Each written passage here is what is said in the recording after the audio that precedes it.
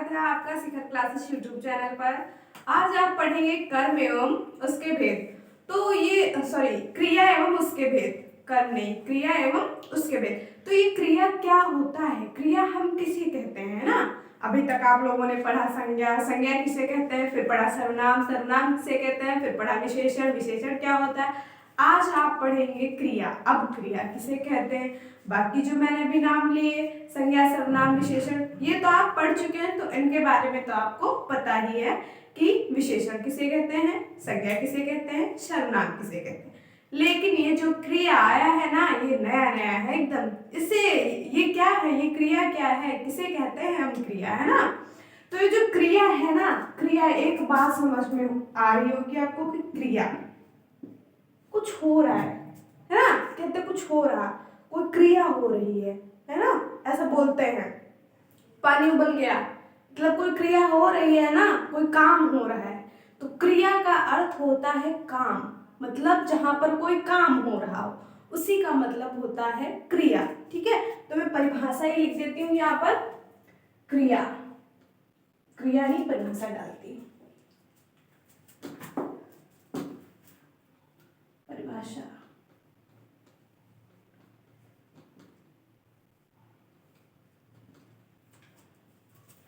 जिस शब्द से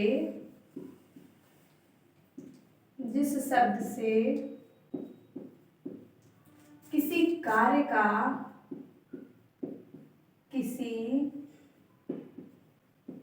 का होना या करना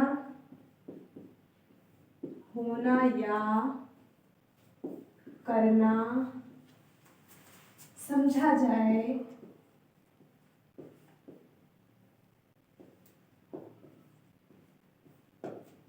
उसे क्रिया कहते हैं। उसे क्रिया कहते हैं।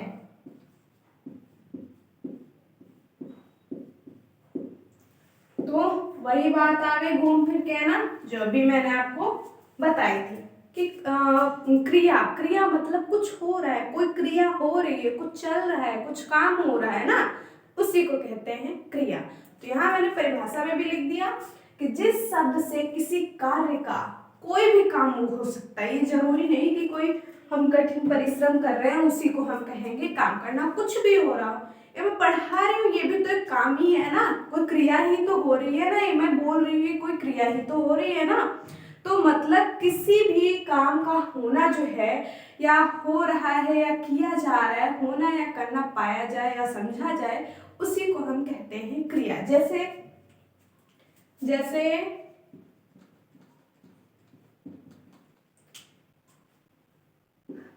खाना, पीना, पढ़ना, सोना, जगना। ठीक है, सोना, जगना, और क्या हो सकता है यहाँ पर? उठना और खाना हो सकता है। खाना तो लिख दिया है मैंने, आगे लिख लीजिए आदि।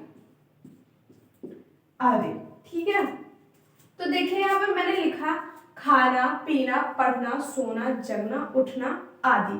तो ये क्या है? यहाँ पर एक चलना भी लिख लीजिए। चलना नहीं लिखा है ना, हाँ, चलना आदि। तो देखिए यहाँ पर क्या, ये सारे काम ही तो है ना। मैं खा रही हूँ खाना, मैं यहाँ पर खाना लेके आई, मैं खाना खा रही हूँ। क्या हो रहा है? मेरा मुंह चल रहा है, मैं कोई क्रिया कर रही हूँ ना, मैं खा रही हूँ। तो ये कोई काम ही तो हुआ ना, कोई क्रिया हो रही है। पीना लिखा है तो मैं पानी पीऊंगी, वो भी तो एक क्रिया है ना।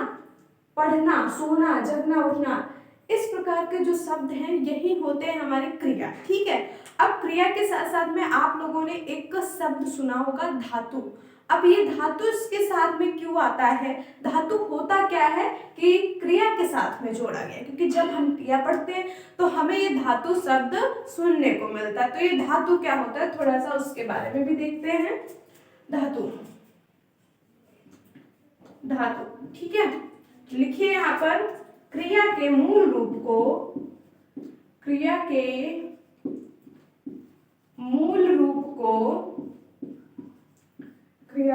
रूप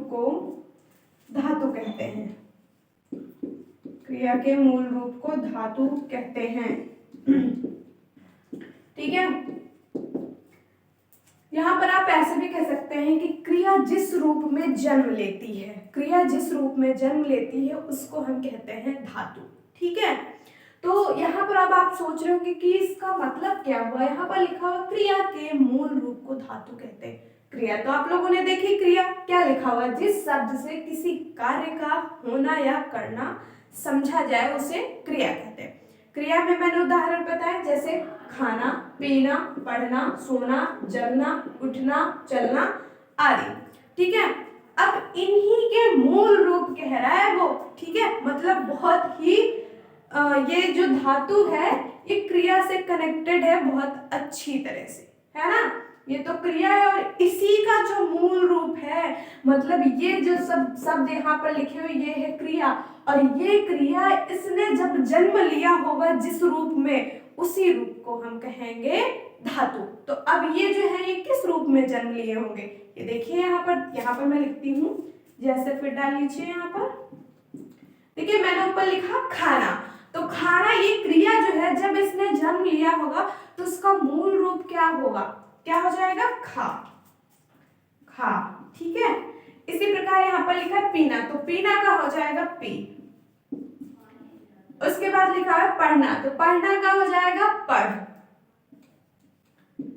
नेक्स्ट है आपका सोना, सोना का हो जाएगा सो, और जगना का हो जाएगा जग। ठीक है, उठना का उठ, और चलना का चल आदि।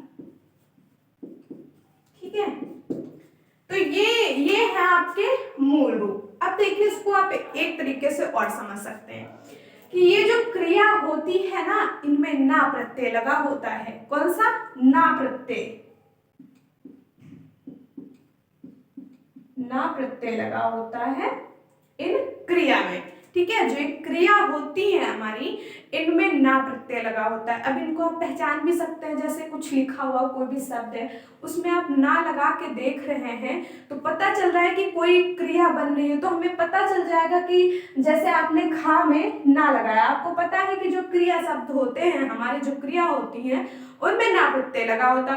तो आपने ये धातु आपको मिल गया, इनमें आप लोगों ने ना लगा के देखा, आपको पता चला कि ये क्रिया है। समझ गए आप कि ये क्रिया है ना लगा के, तो ना लगा के भी आप पता लगा सकते हैं कि ये क्रिया है या फिर नहीं है। ठीक है, मतलब यहाँ से किसी काम होने का बोध हो रहा है या फिर नहीं हो रहा है। ठीक है, तो जो ये क्रिया होती है, इसी के मूल रूप को, जो जिस रूप में क्रिया जन्म लेती है उसी रूप को हम कहते हैं धातु। ठीक है, तो ये बात तो हो गई आपकी क्रिया और धातु की, इसीलिए जो है क्रिया के साथ में धातु आता है। ठीक है, अब हम देखते हैं क्रिया एवं उसके भेद लिखा हुआ है वहां पर, मैंने हेडिंग डाली थी क्रिया एवं उसके भेद, तो अब हम पढ़ेंगे उसके भेद, मतलब क्रिया के भेद। क्रिया के भेद, तो क्रिया के भेद हम कैसे पढ़ेंगे, दो पार्ट में डिवाइड करके पढ़ेंगे। कैसे, एक तो हो जाएगा कर्म के आधार पर, दूसरा हो जाएगा प्रयोग के आधार पर। एक क्या हो जाएगा, कर्म के आधार पर, कर्म के आधार पर, और दूसरा हो जाएगा हमारा प्रयोग के आधार पर, प्रयोग के आधार पर। अब देखिए इसमें भी क्या होता है कि कर्म के आधार पे भी बटी होती है क्रियाएं जो है, और प्रयोग के आधार पर भी। कैसे, देखिए आगे, इसको भी दो पार्ट में बांट दिया जाता है। जो एक कर्म के आधार पर है ना, इसको भी दो पार्ट में कर दिया जाता है। एक तो अकर्मक क्रिया, एक कौन सी, अकर्मक क्रिया, और दूसरी हो जाती है सकर्मक क्रिया, सकर्मक क्रिया। अब देखिए जो सकर्मक क्रिया है ना, इसको भी दो पार्ट में बांट दिया जाता है। देखिए बस थोड़ा सा जो ये स्ट्रक्चर बना हुआ है, ये आकृति जो मैं बना रही हूँ ऐसे फैला फैला के, इसको बस थोड़ा सा अपने दिमाग में बिठा लेना है, समझ लेना है बस, फिर इसके बाद आप कभी भी नहीं भूलेंगे, गारंटी है। ठीक है, देखिए मैंने लिखा क्रिया के भेद, तो क्रिया के भेद को हमने दो पार्ट में बांट दिया। एक तो हो गया कर्म के आधार पर और दूसरा हो गया प्रयोग के आधार पर। कर्म के आधार पर जो होते हैं कर्म के आधार पर जो क्रियाएं हम बांटते हैं उनको दो भागों में बांटते हैं। एक तो अकर्मक, दूसरा सकर्मक। अब देखिए इन शब्दों के मतलब क्या हो सकते हैं। अकर्मक मतलब कर्म, देखिए कर्म यहाँ पर आ रहा है, ये देखिए यहाँ पर ये कर्म लिखा, ठीक है, यहाँ पर ये कर्म लिखा, तो कर्म आ रहा है ना। यहाँ पर उसके पहले लिखा हुआ है आ, यहाँ पर लिखा हुआ है सा। आ का मतलब अकर्मक, मतलब अकर्म, मतलब बिना कर्म के जो है, बिना कर्म के जो क्रिया है उसको हम कहेंगे अकर्मक। यहाँ पर लिखा हुआ है सकर्मक, तो सकर्मक का मतलब स का मतलब साथ में, जिसके साथ में कर्म हो उसको हम कहेंगे सकर्मक। ठीक है, इस तरह से आपको समझना है। अब सकर्मक क्रिया जो है उसको भी हम दो पार्ट में बांट देते हैं। कैसे, देखिए इसको भी, एक तो हो जाता है एकर्मक क्रिया, दूसरा हो जाता है द्विकर्मक क्रिया।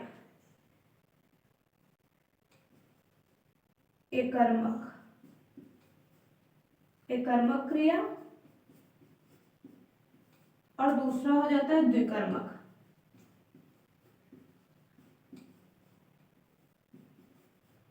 यहाँ पर ध्यान देना है थोड़ा सा, इसके दो पार्ट होते हैं, अकर्मक सकर्मक।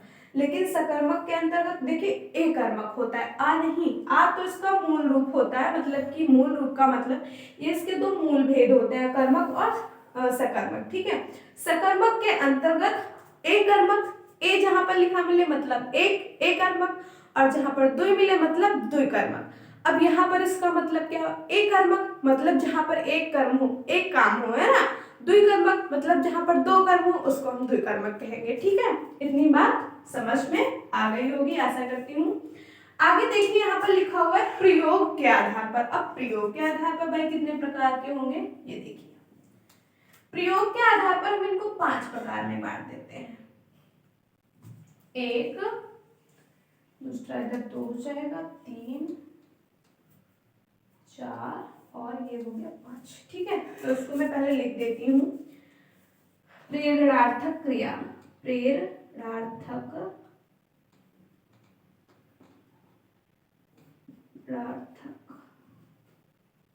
प्रेरणार्थक क्रिया,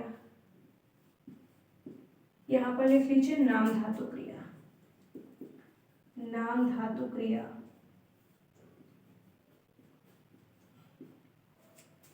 पूर्वकालिक क्रिया,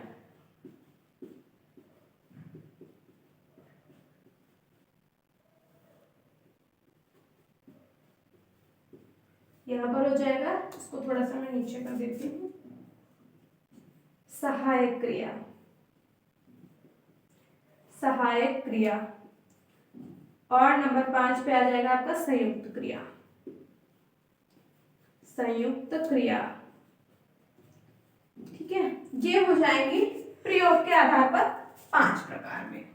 ठीक है, तो प्रयोग के आधार पर और भी होती हैं एक दो, लेकिन जो हमें मूल रूप से पढ़नी है वो इतनी ही पढ़नी है, और इन्हीं से क्वेश्चन आता है एग्जाम में। सबसे ज्यादा अगर कहीं से आता है तो वो अकर्मक और सकर्मक से आता है। ठीक है, वाक्य दे दिया जाता है कौन सी अकर्मक क्रिया है इसमें, कौन सी सकर्मक क्रिया है। अब देखिए यहाँ पर प्रयोग के आधार पर जो है वो हम पढ़ेंगे अगले पार्ट में। ठीक है, तो इसको तो अभी के लिए मैं साइड कर देती हूँ, क्योंकि इसको हम पढ़ेंगे अगले पार्ट में, मतलब जो क्रिया एवं उसके भेद का पार्ट नंबर 2 होगा उसमें पढ़ेंगे। अभी हम पढ़ने जा रहे हैं कर्म के आधार पर। ठीक है, तो उसको मैं रफ कर देती हूँ, उसको नोट कर लीजिए या फिर स्क्रीनशॉट ले लीजिए।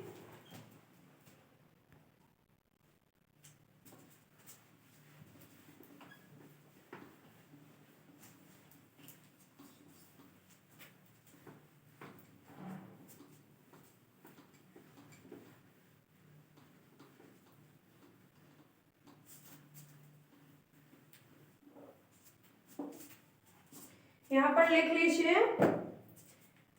हम पढ़ रहे थे कर्म के आधार पर, तो यहाँ पर ऐसे एक लाइन बना के एक साइड लिख लीजिए अकर्मक क्रिया और दूसरे साइड सकर्मक, अकर्मक क्रिया।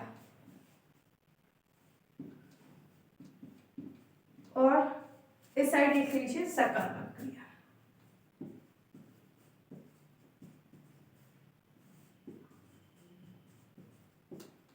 तो अभी मैंने बताया था आपको, फिर से एक बार देख लीजिए आप लोग। देखिए अकर्मक मतलब आ का मतलब है बिना, मतलब या फिर नहीं, पर लिख लीजिए बिना, और कर्म का मतलब कर्म, और यहां पर हो जाएगा सकर्मक में सा का मतलब होता है साथ, और कर्म का तो मतलब कर्म ही हुआ ना, ठीक है। तो सकर्मक का मतलब जहां पर कर्म साथ में हो, ठीक है, कर्म साथ में हो। और अकर्मक का मतलब होता है बिना कर्म के, मतलब जहां पर कर्म साथ में नहीं हो, ठीक है।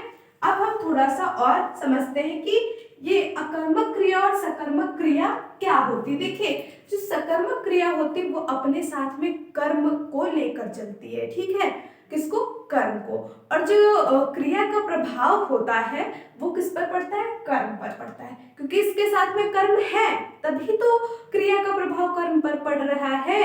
लेकिन यहाँ पर क्या है, ये जो कर्मक है ये तो बिना कर्म के है, किसके, बिना कर्म के है। तो भैया इसका प्रभाव कहाँ पर पड़ेगा, क्रिया का प्रभाव कहाँ पड़ेगा, जब कर्म है ही नहीं तो कर्म पे कैसे पड़ेगा, जब वो चीज है ही नहीं तो किस पे पड़ेगा, कर्म की जगह जब कर्म है ही नहीं तो किस पर पड़ेगा, कर्ता पर पड़ेगा, ठीक है। बस इतना आपको याद रखना है कि अकर्मक मतलब बिना कर्म के, सकर्मक मतलब कर्म के साथ, और जिसमें कर्म है उसमें क्रिया का प्रभाव तो कर्म पर पड़ेगा ही, ये तो जायज बात है ना, सबको पता है कि जब कर्म है साथ में तो प्रभाव तो कर्म पर ही पड़ेगा। लेकिन इसमें तो कर्म साथ में है ही नहीं तो किस पे प्रभाव पड़ेगा, तो कर्म जब है नहीं तो कर्ता पर प्रभाव पड़ेगा, ठीक है। यही अभी आपको परिभाषा भी बताया कि, और इसको आप ऐसे शॉर्ट तरीके से भी समझ सकते हैं, ठीक है। तो मैं परिभाषा भी लिख देती हूँ यहाँ पर, इसको रफ कर देती हूँ।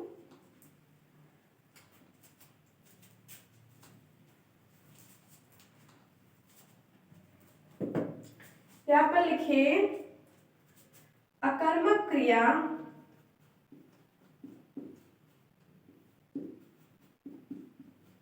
क्रिया के साथ, अकर्मक क्रिया के साथ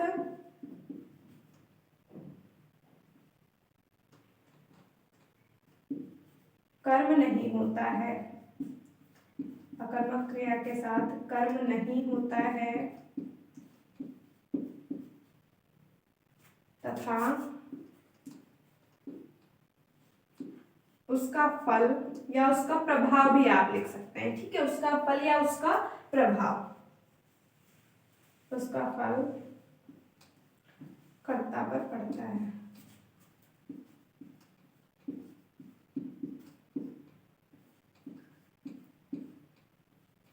उसका उसका का मतलब यहाँ पर क्रिया से है, ठीक है, तो यहाँ पर आप क्रिया ही लिख लीजिए सीधे, ठीक है, ताकि किसी भी प्रकार का कोई कंफ्यूजन ना रहे। तो यहाँ पर लिखा गया कि अकर्मक क्रिया के साथ कर्म नहीं होता, आपको पता है कि इसका नाम ही अकर्मक है, मतलब बिना कर्म के, तो इसके साथ कर्म नहीं होता है तो आपको पता ही है। फिर लिखा है तथा क्रिया का फल, तथा क्रिया का फल कर्ता पर पड़ता है। जब कर्म है ही नहीं तो कर्म पर पड़ेगा कैसे प्रभाव, है ना, जब कर्म है ही नहीं तो उस पर कैसे प्रभाव पड़ेगा, तो इसलिए कर्म की जगह पर कर्ता आ जाता है, ठीक है। इसकी परिभाषा भी मैं लिख देती हूँ यहाँ पर, जिस क्रिया के साथ, जिस क्रिया के साथ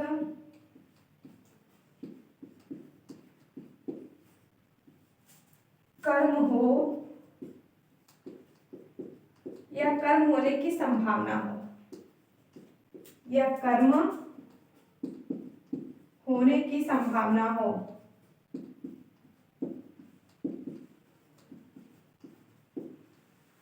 संभावना हो तथा क्रिया का प्रभाव, तथा क्रिया का प्रभाव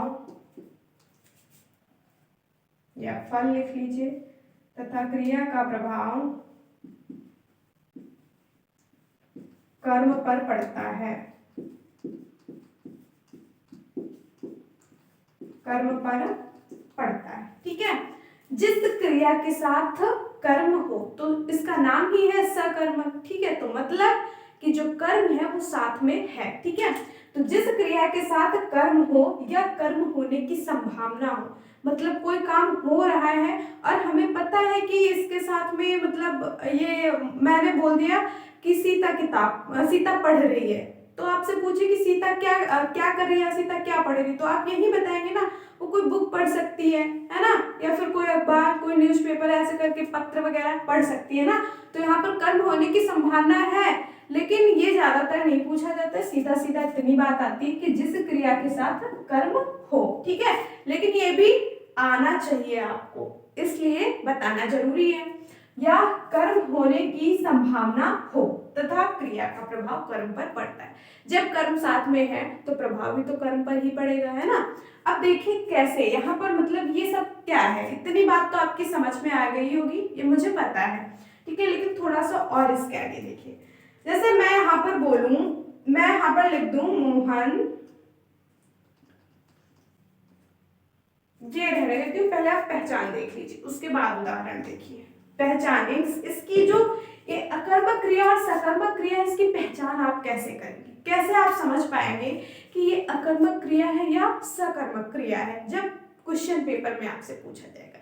इतनी बात तो आपको समझ में आ गई होगी, लेकिन क्वेश्चन तो कुछ और ही तरीके से आता है, लेकिन हमें तो पूरा बेसिक से नॉलेज होनी चाहिए ना। तो देखिए इसकी पहचान क्या होती है, यहां पर मैं लिख देती हूँ पहचान। पहचान जो है, क्या और किसको, किसको से प्रश्न पूछना चाहिए, प्रश्न पूछना चाहिए, क्या और किसको से प्रश्न पूछना चाहिए। अब क्या और किसको से, ये भी थोड़ा सा समझ में हो सकता है ना आया हो आपको कि क्या और किसको से प्रश्न पूछना चाहिए, मतलब क्या है इसका। अब देखिए मैं बताती हूँ अब मतलब क्या है। यहाँ पर देखिए, अब लिखिए उदाहरण। ठीक है, मैंने यहाँ पर लिखा मोहन हंसता है, मोहन हंसता है।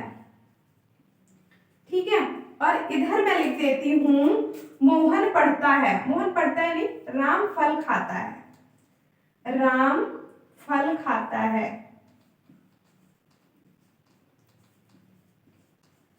राम फल खाता है। अब मैंने यहाँ पर लिखा है पहचान, क्या और किसको से प्रश्न पूछना चाहिए। तो प्रश्न तो पूछ सकते हैं आप लोग ना, क्या और किसको से। मैं आपसे पूछूं कि आप क्या पढ़ रहे हैं, तो आप बोलेंगे कि मैं तो हिंदी पढ़ रहा हूँ, क्योंकि आप हिंदी पढ़ा रही हैं, तो मैं हिंदी पढ़ रहा हूँ। तो मैंने आपसे प्रश्न पूछा, आपने मुझे जवाब दिया। ठीक है, तो ऐसा प्रश्न जो मैं पूछ सकूं और उसका जवाब मिल सके, है ना, जिसका जवाब मुझे मिल सके और प्रश्न भी पूछा जा सके, वो हो जाएगी सकर्मक। ठीक है, और जिसमें नहीं पूछा जा सके वो हो जाएगी कर्मक। कैसे, यहाँ पर देखिए, यहाँ पर लिखा है मोहन हंसता है। अब यहाँ पर लिखा है क्या और किसको से प्रश्न पूछना चाहिए। अब आप पूछ के एक बार यहाँ पर इसको प्रश्न बना के देखिए कि मोहन क्या हंसता है, मोहन किसको हंसता है। ऐसे ही तो बोलेंगे ना, मैं आपसे प्रश्न पूछने को बोलूंगी तो क्या बोलेंगे आप, मोहन क्या हंसता है, मोहन किसको हंसता है। तो जो भी आपसे पूछ लेगा आप उसको पागल बोलेंगे, कहेंगे मैड है, पागल है, ये कैसा लड़का है, मुझसे ऐसे क्वेश्चन कर रहा है। कोई किसको हंसता है, कोई क्या हंसता है, मेरा मन है, मुझे खुशी है तभी तो मैं हंस रही हूँ, है ना। तो जो भी ऐसे बोल देगा उसको आप पागल बोल देंगे, कहेंगे ये कैसे क्वेश्चन कर रहा है। तो मतलब ये एक जो प्रश्न है वो सही नहीं बन रहा है। प्रश्न कैसे सही नहीं है, बिल्कुल भी सही नहीं है कि क्या हंस रहा है, क्या हंस रहा है, किसको हंस रहा है, ये कोई बात होती है ना भैया, क्वेश्चन नहीं बन रहा है। ठीक है, तो जब क्वेश्चन नहीं बन रहा है तो उसका जवाब हम क्या देंगे। तो इसका मतलब जहां क्वेश्चन नहीं बन रहा, जवाब भी नहीं बन पा रहा है, तो इसका मतलब वहां पर अकर्मक क्रिया हो जाएगी। तो इसीलिए इसमें है अकर्मक क्रिया। अब यहाँ पर देखिए कैसे, राम फल खाता है। अब इसको क्वेश्चन बना के देखिए, आप जब यहाँ पर क्वेश्चन बनाएंगे तो क्या कहेंगे, राम क्या खाता है, राम क्या खाता है। तो मतलब यहाँ पर दो शब्द दिए गए हैं, क्या या लिख लीजिए या यहाँ पर अथवा कर लीजिए, क्या या।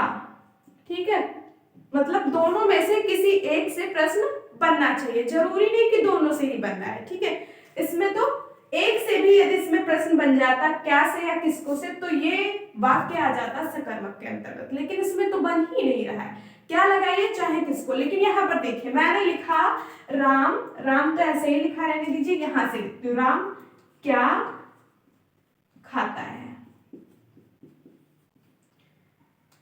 राम क्या खाता है।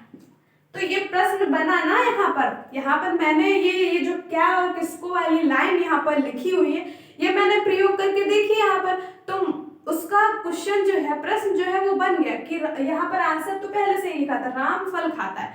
मैंने प्रश्न बनाया उसको, मैंने उत्तर को प्रश्न बना के देखा कि राम क्या खाता है या राम क्या खा रहा है, तो जवाब मिला राम फल खाता है ना, राम फल खाता है। तो ये तो एक बढ़िया सा सवाल और बढ़िया सा जवाब मिला। तो इसका मतलब ये सकर्मक क्रिया है। कैसी है? सकर्मक क्रिया है, ठीक है। अब देखिए यहाँ पर खाता तो क्रिया थी, ठीक है, खाता क्या थी? ये क्रिया थी,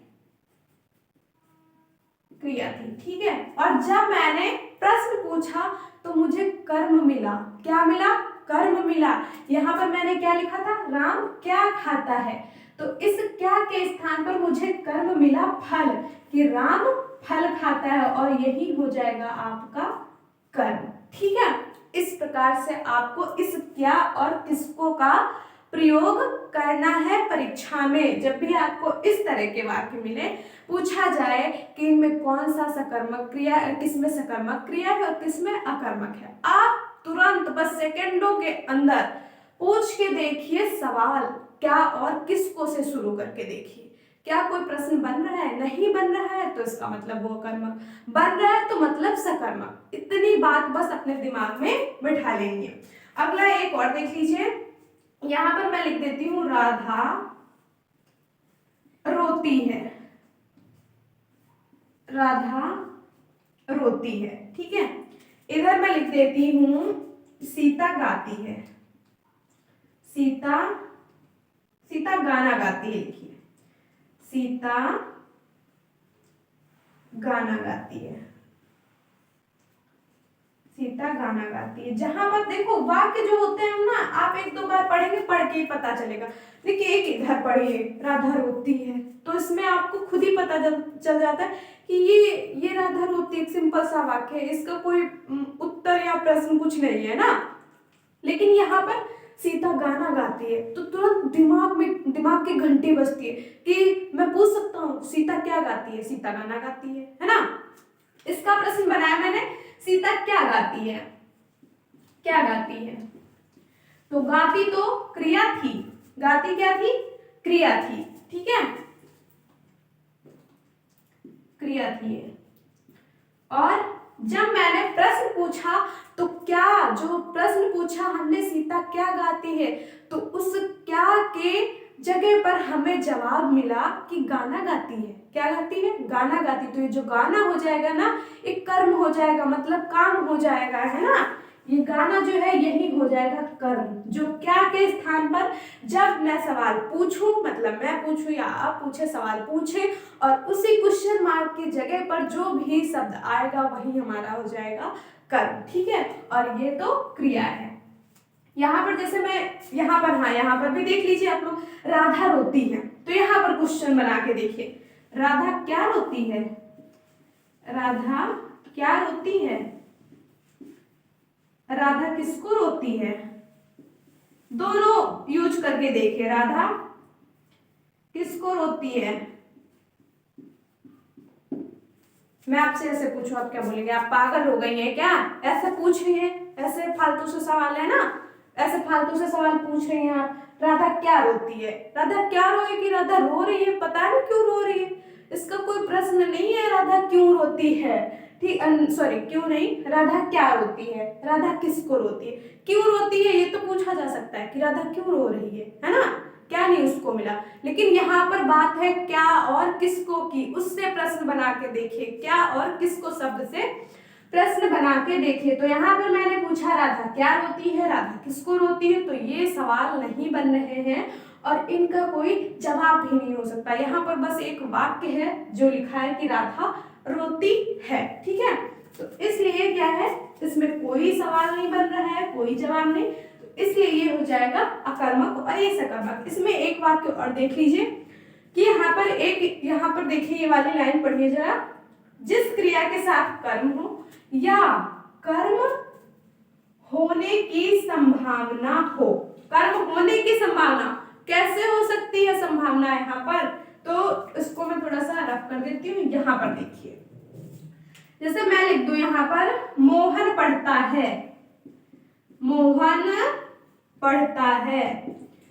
अब सवाल पूछ के देखिए आप, मोहन क्या पढ़ता है, मोहन किसको पढ़ता है, तो किसको पढ़ता है तो नहीं सही लग रहा है, लेकिन मोहन क्या पढ़ता है ये तो मैं पूछ सकती हूँ ना। आपका नाम मान लीजिए मोहन है, तो मैं आपसे पूछ सकती हूँ ना कि मोहन क्या पढ़ रहा है। किसी अन्य इंसान से मैं पूछ रही हूँ कि आप भी दूर बैठे, तो मैं पूछ सकती हूँ ना मोहन क्या पढ़ रहा है, तो आप कुछ पढ़ रहे होंगे तभी तो मैंने पूछा मोहन क्या पढ़ रहा है। तो ये तो एक क्वेश्चन बन रहा है ना, तो मतलब आप कुछ पढ़ रहे हैं। देखिए यहाँ पर कुछ भी नहीं लिखा है, मोहन पढ़ रहा, मोहन पढ़ता है ये लिखा है, मोहन पढ़ता है, ठीक है। ये तो नहीं लिखा है मोहन किताब पढ़ता है, लेकिन यहाँ पर ये बात होने की संभावना तो हो रही है ना कि मोहन किताब पढ़ रहा होगा, तो यहाँ पर किताब जो है वो होने की यहाँ पर संभावना होगी, ठीक है। किताब होने की यहाँ पर संभावना होगी और यही किताब हो जाएगा कर्म, ठीक है। और पढ़ता क्रिया है, तो ये जो मोहन पढ़ता है, तो यहाँ पर संभावना है कि यहाँ पर कर्म होगा, ठीक है। वही लिखा है यहाँ पर कर्म होने की संभावना हो, कर्म होने की संभावना हो। तो मैं सवाल पूछ के देखूं या आप सवाल पूछ के देखिए कि यहाँ पर क्या कर्म होने की संभावना है, तो जवाब तुरंत ही मिलता है अंतरात्मा से। आत्मा कहती है कि हाँ भैया जवाब है कि वो किताब पढ़ रहा होगा, है ना, तो इसका मतलब वो सकर्मक क्रिया है, ठीक है।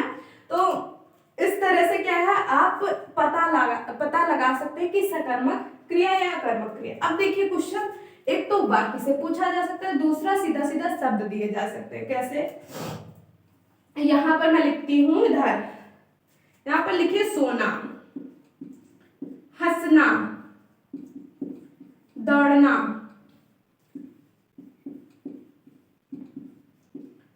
इधर लिखती हूं मैं, यहाँ पर लिख देती हूँ लिखना, पढ़ना, खेलना, लिखना,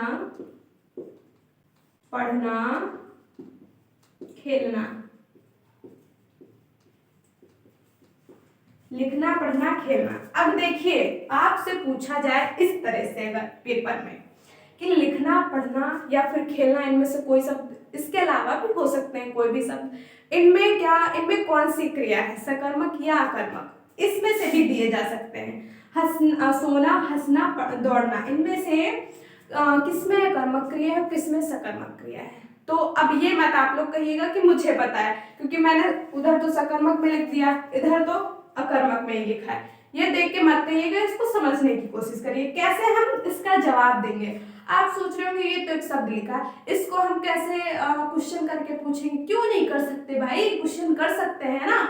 जैसे यहाँ पर लिखा है लिखना, तो मैं यहाँ पर पूछ दूं क्या लिखते हो, या फिर क्या लिखना है ना, क्या लिखना है, मैं पूछूं क्या लिखना है, तो ये सवाल हुआ ना, तो अंदर से जवाब आता है कि क्या लिखना है, किताब लिखनी है, उपन्यास लिखना है, कहानी लिखनी है, पत्र लिखना है ना। तो मैं यहाँ पर लिख सकती हूँ क्या, पत्र भी लिख सकती हूँ, और यहाँ पर मैं उपन्यास भी लिख सकती हूँ, इसके अलावा मैं किताब भी लिख सकती हूँ, ठीक है, या कोई कहानी भी लिख सकती हूँ। तो देखिए इस तरह से आप एक शब्द में भी आप पूछ के देख सकते हैं सवाल कि आपने पूछा क्या लिखना, क्या पढ़ना, क्या खेलना, है ना। खेल भी तो कई तरह के होते हैं, कोई भी खेल, हॉकी, क्रिकेट, और भी बहुत सारे खेल होते हैं, कबड्डी, लूडो, कैरम बोर्ड, है ना। तो मैंने पूछा कि क्या लिखना है, तो जवाब आया कि किसी ने दिया पत्र लिखना है, किसी ने दिया उपन्यास लिखना है, किसी ने दिया किताब लिखना है, किसी ने दिया कहानी लिखनी है ना। तो इस तरह से जवाब भी मिले, तो इसका मतलब ये सकर्मक क्रिया है, ठीक है। इसी प्रकार यहाँ पर प्रश्न करके देखिए, क्या पढ़ना है, क्या पढ़ना है, तो इंग्लिश पढ़नी है, हिंदी पढ़नी है, या पत्र पढ़ना है, उपन्यास पढ़ना है, किताब पढ़नी है, कहानी पढ़नी है। तो ये भी एक क्वेश्चन बन गया जिसका एक बढ़िया सा जवाब मिल रहा है ना। इसी प्रकार पूछ सकते हैं आप, प्रश्न करके देख सकते हैं कि क्या खेलना है। मित्रों के साथ बैठे हुए हैं, उससे पूछ रहे हैं कि क्या खेलना है, क्या खेलना है, तो जवाब मिला हॉकी खेलनी है, क्रिकेट खेलना है, लूडो खेलना है, कैरम बोर्ड खेलना है। ठीक है, तो इस तरह से जिनमें बढ़िया क्वेश्चन बन रहे हैं तो ये हो जाएंगे सब सकर्मक क्रिया। इसमें देखिए मैं पूछूं आपसे, क्या सोना, किसको सोना, क्या हंसना, किसको हंसना, क्या दौड़ना, किसको दौड़ना, कोई भी ये सवाल नहीं बन रहे, इसलिए ये अकर्मक क्रिया के अंतर्गत आ जाएंगे।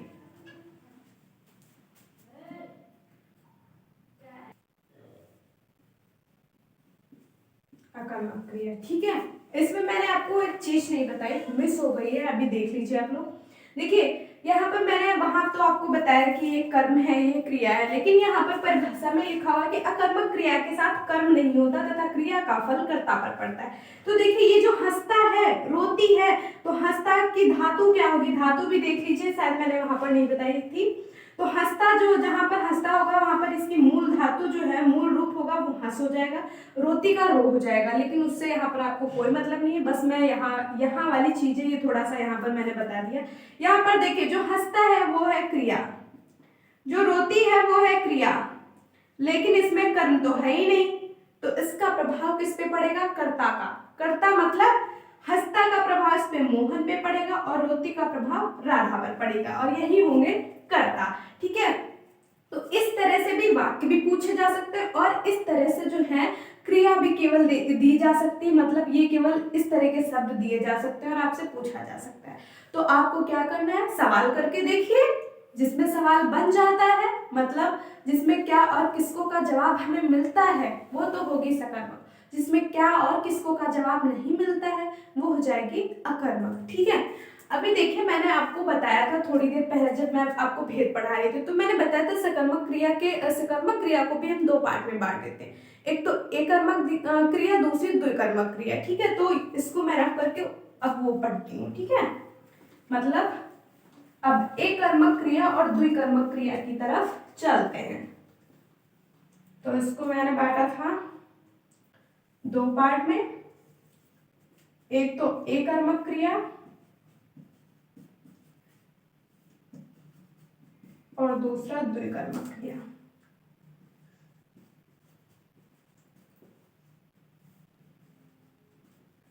तो देखिए ये शब्द जो है पढ़ के आपको पता चल रहा होगा कि एकर्मक मतलब एक कर्म वाली, ये ए जो लिखा है इसको देखिए एकर्मक, ये द्वि जो लिखा है इसको देखिए द्विकर्मक मतलब दो कर्म। तो इसमें एक कर्म हो, जिसमें एक कर्म हो और जिसमें दो कर्म हो उसे द्विकर्मक कहेंगे, जिसमें दो कर्म हो, ठीक है, उसे कहेंगे द्विकर्मक। अब इसके उदाहरण हम देखते हैं तभी समझ में आएगा। देखिए तो सकर्मक तो है ही, सकर्मक तो आपको पता ही है क्या होती है, ठीक है, लेकिन सकर्मक के अंतर्गत पूछा जा सकता है उदाहरण दे करके कि इसमें कौन सी द्विकर्मक है कौन सी एकर्मक। तो उसमें आपको पता लगाना होगा कि किसमें एक कर्म है और किसमें दो कर्म मौजूद हैं, उपलब्ध हैं, तो वो हो जाएगी द्विकर्मक। ठीक है, कैसे पता लगाएंगे ये देखिए, यहाँ पर मैंने लिखा वह किताब पढ़ रहा है,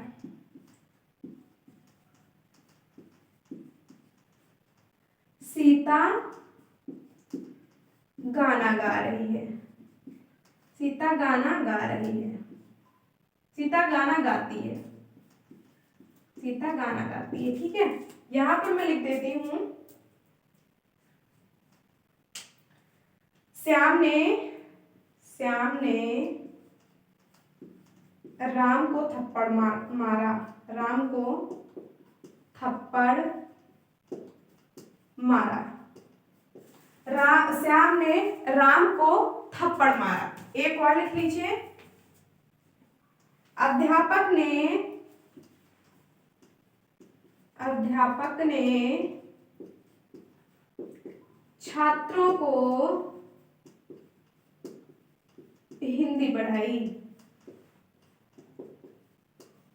अध्यापक ने छात्रों को हिंदी पढ़ाई। ठीक है, अब देखिए इसमें हम कैसे पता लगाएंगे कि सकर्मक तो है ही, मतलब प्रश्न तो इनमें पूछा जा सकता है। लेकिन अभी तक तो आप पढ़ते आ रहे थे कि सकर्मक में आपने पढ़ा कि दोनों तरह के प्रश्न नहीं मिल रहे थे हमको, लेकिन क्या था, कोई एक से प्रश्न बन रहा था, या तो फिर क्या से या तो फिर किसको से। ठीक है, लेकिन दोनों एक साथ में नहीं आ रहे थे। अब देखिए, एक कर्मक क्रिया और सकर्मक क्रिया को हमने बांट दिया दो भागों में, एक कर्मक क्रिया, द्विकर्मक क्रिया। एक कर्मक क्रिया जिसमें एक कर्म हो, द्विकर्मक क्रिया जिसमें दो कर्म हो। तो एक कर्मक का मतलब जिसके उदाहरण में एक ही कर्म उपलब्ध हो, मतलब जिसमें हम एक से ही प्रश्न पूछ सकते हैं, मतलब एक ही शब्द से प्रश्न पूछ सकते हैं। जैसे यहाँ पर लिखा है वह किताब पढ़ रहा है, तो यहाँ पर मैं सवाल कर सकती हूँ कि वह क्या पढ़ रहा है, तो इस किताब की जगह पर आ जाएगा क्या पढ़ रहा है। तो ये पढ़ तो हो जाएगा क्रिया और ये हो जाएगा कर्म। तो यहाँ पर क्रिया से तो कोई मतलब ही नहीं, हमको कर्म से मतलब है। तो यहाँ पर इस क्या की जगह पर ये किताब आई, तो किताब ही हो जाएगा कर्म, तो कर्म तो एक ही हुआ ना यहाँ पर, तो ये हो जाएगी एक कर्म। ऐसे इसमें देखिए लिखा हुआ है सीता गाना गाती, तो मैं यहाँ पर लिख सकती हूँ क्या, सीता क्या गाती है, तो जवाब मिला सीता गाना गाती है। तो जो गाना है ना यही हो जाएगा कर्म, यही क्या हो जाएगा, कर्म हो जाएगा। ठीक है, तो इसीलिए इसमें एक ही एक कर्म मिल रहा है, तो इसका मतलब है कि हमें क्या है, एक कर्म मिल रहा है, इसलिए एक कर्मक क्रिया। हमें दोनों से सवाल पूछ के देखना है, जिसमें दोनों से सवाल बन रहा है इसका मतलब उसमें दो कर्म उपलब्ध होंगे, है ना। अगले वाले में देखिए तब आपको पूरी बात समझ में आएगी। यहाँ पर लिखा है श्याम ने राम को थप्पड़ मारा। अब दोनों यहाँ पर, ये दोनों शब्द यहाँ पर यूज करने हैं आपको। राम ने, यहाँ पर लिखा है श्याम ने राम को, तो पहले तो यहाँ पर पूछा जा सकता है कि श्याम ने किसको थप्पड़ मारा। श्याम ने, यहाँ राम की जगह पर किसको हो सकता है कि श्याम ने किसको थप्पड़ मारा, है ना। दूसरा यहाँ पर बन सकता है कि श्याम ने राम को क्या थप्पड़ मारा, या फिर क्या श्याम ने राम को थप्पड़ मारा। इस तरह से दोनों यहाँ पर प्रश्न बन रहे हैं ना, दोनों तरह के प्रश्न बन रहे हैं। क्या श्याम ने राम को थप्पड़ मारा, या फिर श्याम ने किसको थप्पड़ मारा। ठीक है, दोनों यहाँ पर आ रहे हैं। इसी तरह नीचे देखिए अध्यापक ने छात्रों को हिंदी पढ़ाई, तो इसमें बन सकता है अध्यापक ने किसको हिंदी पढ़ाई, है ना। अध्यापक ने छात्रों को क्या पढ़ाया, ये भी बन सकता है। देखिए अध्यापक ने छात्रों की जगह किसको हो सकता है ना, अध्यापक ने किसको हिंदी पढ़ाई, और हिंदी की जगह आ सकता है अध्यापक ने छात्रों को क्या पढ़ाया, अध्यापक ने छात्रों को क्या पढ़ाया।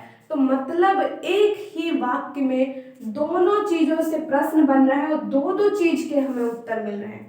अध्यापक ने किसको हिंदी पढ़ाई, तो छात्रों को। अध्यापक ने छात्रों को क्या पढ़ाया, तो हिंदी पढ़ाई। तो मतलब दो दो कर्म उपलब्ध है इसमें, कितने, दो कर्म। एक तो ये हो गया और दूसरा तो ये हो गया। ठीक है, इसी प्रकार एक तो इसमें हो जाएगा ये वाला कर्म राम, और दूसरा हो जाएगा थप्पड़। ठीक है, श्याम ने राम को क्या मारा, पता नहीं क्या मारा, ईंट फेंक के मार दी, पेन मार दिया, है ना, या फिर डंडा लाठी से मार दिया। तो जवाब मिला श्याम ने राम को थप्पड़ मारा, है ना, चमाट मारी, जिसे चमाट हम लोग बोलते हैं। तो यही हो जाएगा।